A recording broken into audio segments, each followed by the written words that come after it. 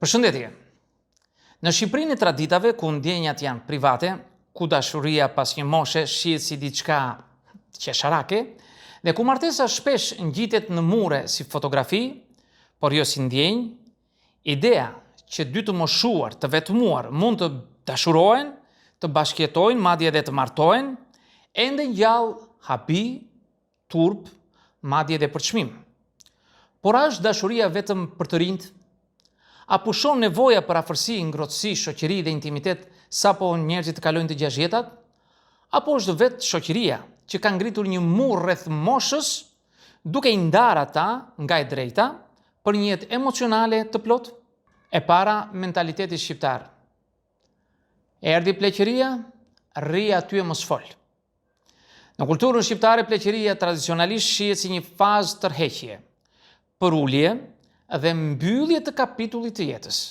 Pritet që të moshuarit të jenë në shtëpi, të kujdesen për niprit dhe mbesat, të rinë në qoshe të divanit dhe të mos shqetësojnë të rinjt me tekat që i shkojnë vetëm rinis.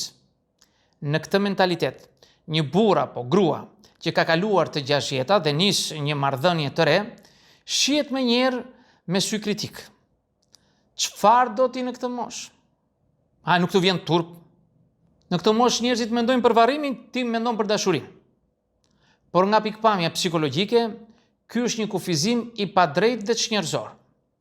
E dyta është nevoja për shoqëri, nuk vdes me moshë. Psikologjia moderne e njeh plotësimin e nevojave për lidhje emocionale në çdo fazë të jetës. Sipas teorisë së lidhjes, attachment theory, njerëzit, pavarësisht të moshës, kërkojnë siguri, afërsi dhe ndjenjë që janë të dashuruar dhe të vlefshëm për dikë tjetër. Në të vërtetë, vetmia në moshë të thyer është ndër faktorët më të dëmshëm për shëndetin mendor dhe fizik. Studimet e shumta kanë treguar se të moshuarit që jetojnë vetëm, pa ndihmë emocionale apo lidhje sociale kuptim plota, janë më të prirë ndaj depresionit, ankthit, demencës, madje dhe sëmundjeve kardiake. Atëherë, kur dy njerëz të moshuar gjejnë njëri tjetrin, ndajnë përvojat, ecin dorë për dorë, kujdesen për njëri tjetrin dhe duan të bashkëjetojnë, kjo nuk është as pak turp. Kjo është kura më e mirë ndaj vetmisë. E treta, martesë apo bashkëjetesë. Këtu është rrënja e debatit. Në Shqipëri, kur dy të rinj bashkëjetojnë pa u martuar, kjo shkakton pak reagime, por ndoshta është edhe pak më e pranueshme në qytet. Por kur dy të moshuar vendosin të bashkëjetojnë, shpërthen skandali. Çfarë shembulli po jepni niprave dhe mbesave? Ku e çon këtë plakën për kafe? Ma është kjo si është kjo? Turp në këtë moshë kini. Por pse kjo ndjeshmëri ndaj martesës zyrtare, sidomos në pleqëri? Nga njëra në martesa shihet si moralizim i lidhjes, një vulë që legjitimon bashkëjetesën. Familjarët ndihen më rehat kur martesa është me letra, dhe pse shpesh nuk përfshin as dashuri, as mirëkuptim. Nga ana tjetër, shumë të moshuar preferojnë të mos u martohen për arsye praktike, trashëgimia apo të ardhura, pensione apo pasoja ligjore që mund të komplikojnë situatën e fëmijëve. Për ta, bashkëjetesa është një zgjidhje më e lirshme, më pak burokratike, por më e ndershme emocionalisht. Nga pikpamja psikologjike, martesa apo bashkëjetesa nuk është thelbi. Thelbi është cilësia e lidhjes, a ka respekt, kujdes, dashuri, siguri emocionale. E katërta, fëmijët si pengesë. Tona turpërosh. Një arsye tjetër, pse të moshuarit hezitojnë të bashkëjetojnë apo të martohen, është frika nga reagimi i fëmijëve të tyre.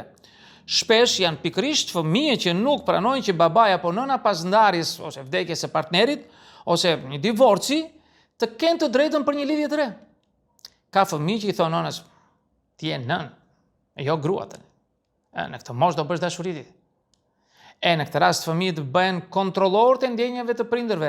Harrojnë që edhe ata janë njerëz që ndihen, që duan, vetmohohen dhe kanë të drejtë të rifillojnë jetën e tyre. Kjo ndërhyrje shpesh i çon të moshuarit drejt të mohimit të vetvetes. Ata nuk flasin për ndjenjat e tyre, i fshehin lidhjet, nuk kërkojnë ndihmë, nuk gëzojnë një pjesë që u takon nga jeta. Psikologjia familjare sugjeron që fëmijët nuk duhet të marrin rolin e gjyqtarëve të moralit, por të respektojnë autonominë emocionale të prindërve, përsa kohë kjo lidhje është e shëndetshme dhe nuk cënon askënd. 5. Trupi dhe ndjenja nuk plaken njëkohësisht. Një tjetër tabu është idea se në moshë të thyer, intimiteti dhe seksualiteti pushon se ekzistuari. Në kulturën tonë edhe të flasësh për këtë është e sikletshme. E di që do më gjykoni, por dëgjojeni. Por trupi dhe zemra nuk funksionojnë me kalendar biologjik. Ka të moshuar që përjetojnë dashuri më të thellë, më të ndershme në vitet e fundit të jetës se sa në rininë e tyre.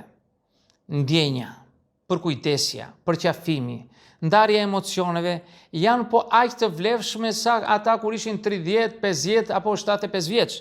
Mosha nuk duhet të jetë kufi për të jetuar me shpirt të gjallë. 6. Çfarë thot psikologjia për këtë? Psikologët janë të qartë. Të moshuarit kanë nevoja emocionale të ngjashme me të rinjt. Ata kërkojnë kuptim, lidhje, prezencë të dikujt që e dëgjon. Martesa apo bashkëtesa në pleqëri ul ndjeshëm nivelet e depresionit, ankthit, vetmisë dhe izolimit, madje sipas disa studimeve, rrit dhe jetëgjatësinë. Ajo që ka rëndësi nuk është forma me letra apo jo, por ndikim pozitiv emocional që sjell kjo lidhje në jetën e individit. Si përfundim do të thosha se dashuria nuk është me orar, as me afat, as me datë skadence. Të moshuarit shqiptar meritojnë më shumë mirëkuptim, më pak paragjykim, më shumë të drejtë për të dashuruar dhe më pak skenare turpi. Në fund të fundit nuk ka asgjë më të bukur se të shohësh dy njerëz që ecin bashkë në perëndimin e jetës, që përqafohen, që ndajnë një gotë çaj, një bisedë, një kujtim dhe pse jo edhe një krevat. Nëse e pranojmë se dashuria nuk është pronë e rinisë, atëherë mund të ndërtojmë një shoqëri më të ngrohtë, më humane dhe më të drejtë për të gjithë, pa përjashtim moshe. Miq, këto do të thosha në këtë video. Ju falenderoj për vëmendjen. Nëse u pëlqeu ose s'u pëlqeu, bëni komentet tuaja, por mos harroni asnjëherë të bëni subscribe në kanalin tim për të marrë video që jetë her pas here. Dhe në videon tjetër, miru takofshi.